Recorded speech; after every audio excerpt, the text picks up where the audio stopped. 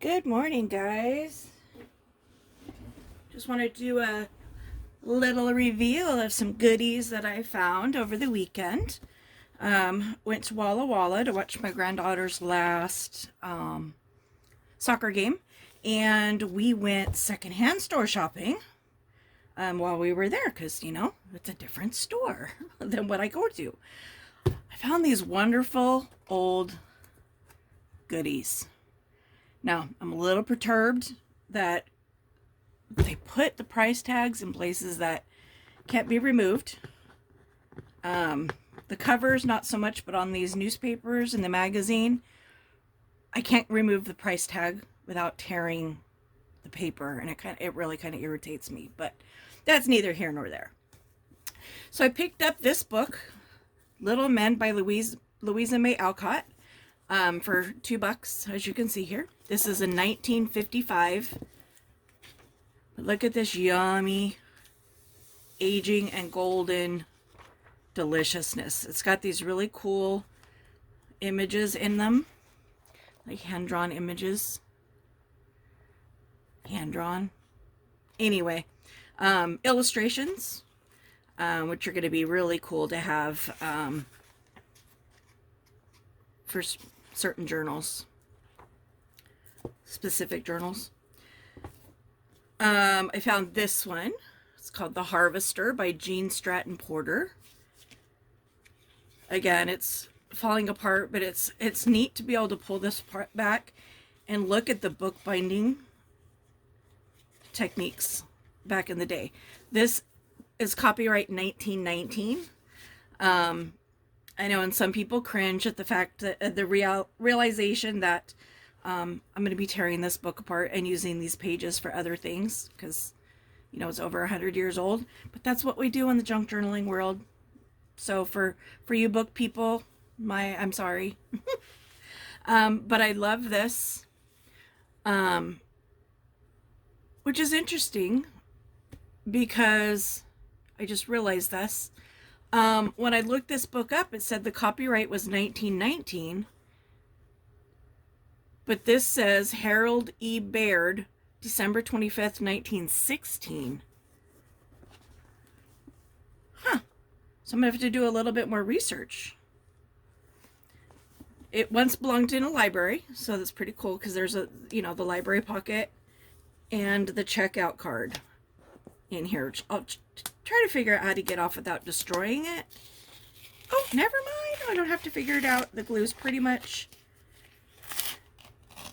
done. And I'll cut this out because there's no way that's going to come off without tearing. It's glued down pretty good. I might eat my words right now. Okay, I'm eating my words right now.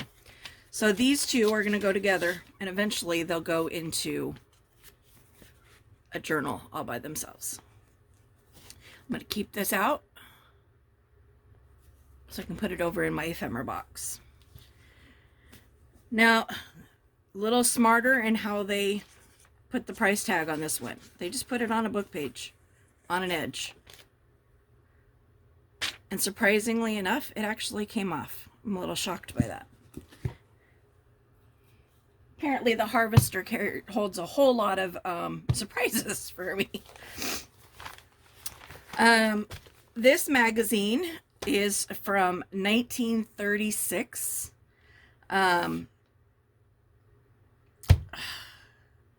They put the sticker on the front, and I can't get it off. I've tried.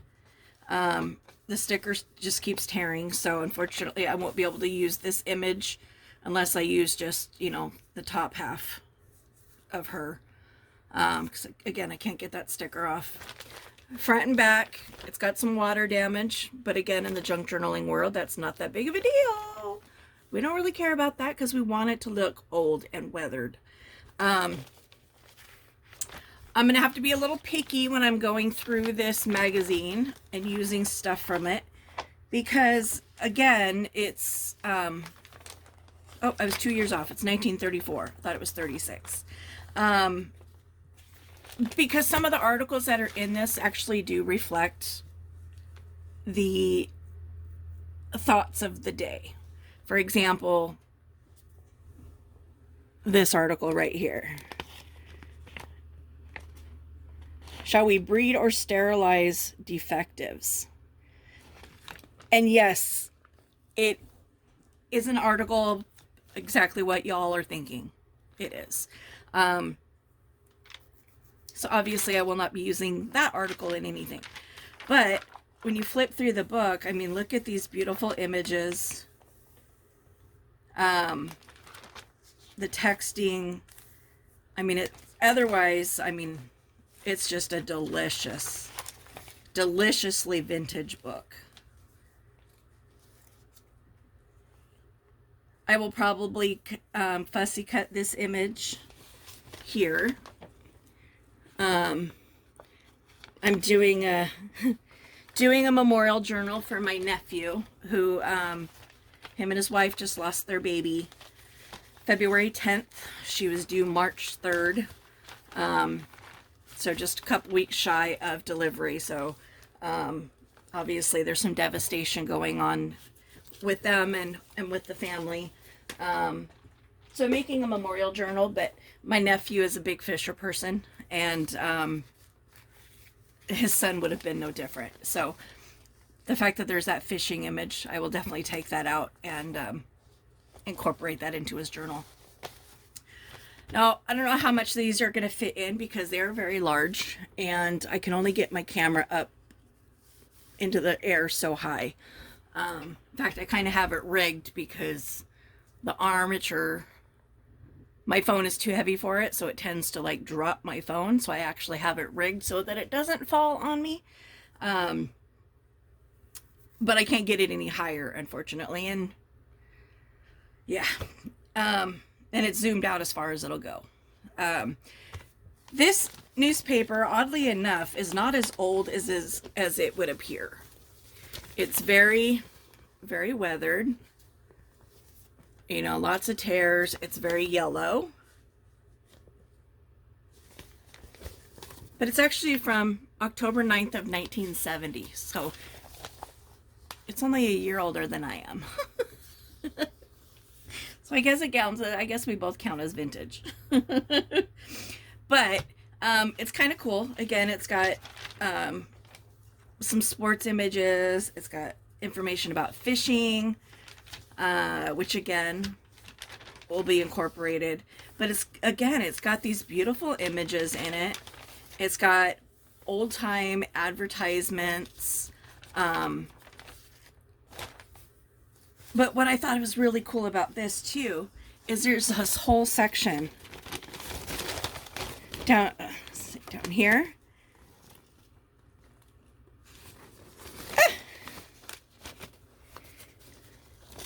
Where, you know, it's advertisements for concerts, movie theaters. You know, so what was playing at the time? I mean, this whole page right here is movie theater advertisements.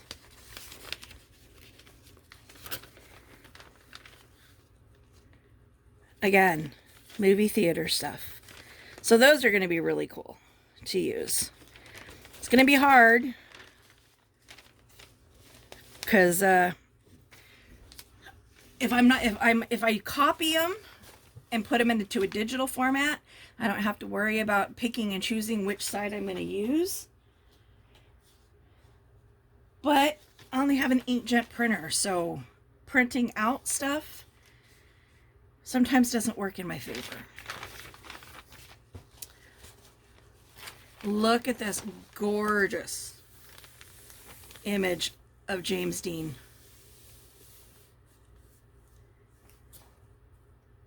And it's an article about his film Giant that premiered this week of October 9th, 1970.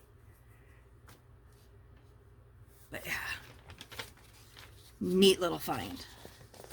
And I think I paid $1.50 for this. There was no price tag on it, so we just priced it. And then I have these. And they're going in all kind of different directions here. I get them going in the right direction here.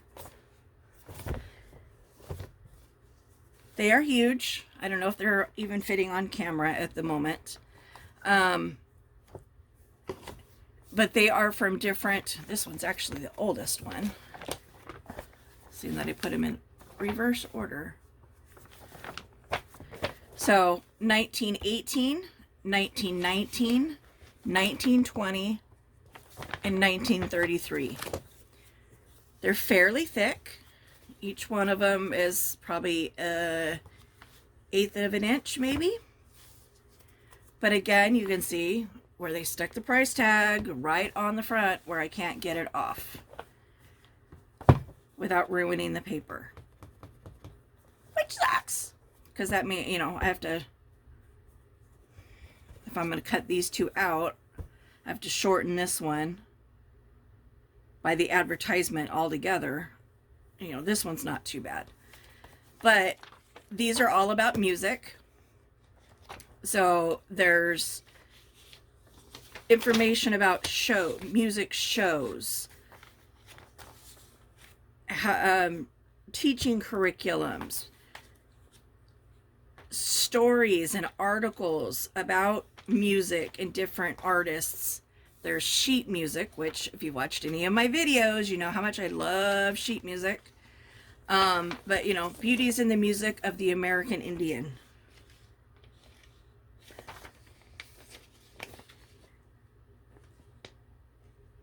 You know, so if I was to use I would use the entire page and fold it and stick it in somebody's journal, because it's the article's front and back anyway. And I have to be careful with that in watching, you know, and making sure that when I get to the next, when I flip the page over, it's not continued to page, you know, whatever. So that way, if I'm going to include an article in somebody's journal, I'm including the entire article. But lots of advertisements. God, look at this yumminess. I mean, just beautiful, beautiful, beautiful advertisements. And these are all essentially the same. It's called Etude. ETUDE is the name of the newspaper.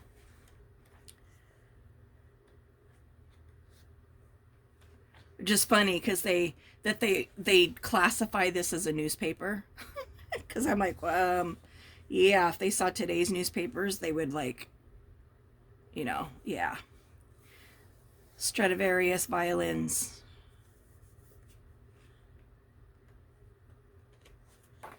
Again, more sheet music.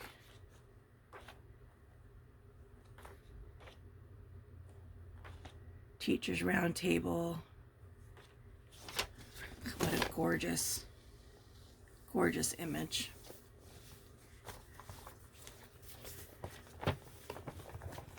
$19.19. This one's the 1920.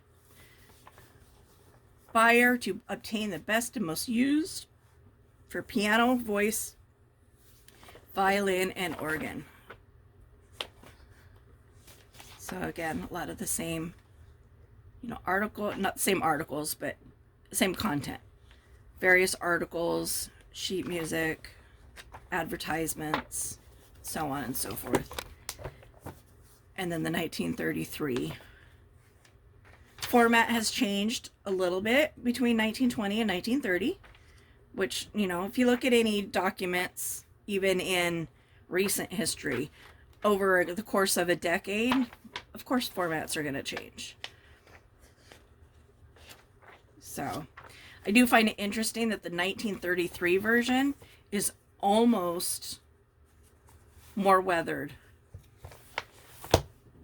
I mean, look at the difference between the 1920 and the 1933 paper. I mean, how much more yellowed it is. So, I mean, that could be as simple as the change in paper types, which the 1920 does feel a little different than the 33. You know, but then you've got the 18 and 19, and look at that yumminess. That yummy weathered look to it. So, yeah. I'm going to have to take some time to figure out how how I want to break into these, what I want to do. Do I want to use them as is, as a totally vintage item in junk journals, or do I actually want to scan and save some as digital imagery? Imagery. So, I don't know. I've got some thinking to do before I cut into things. But again, the two little books. So there's my weekend treasures. Hope you liked this short little video, and thanks for tuning in. Hit the like on your way out if you liked the video. Comment, share if you if you so choose. And I certainly appreciate you guys stopping by and watching. Peace out.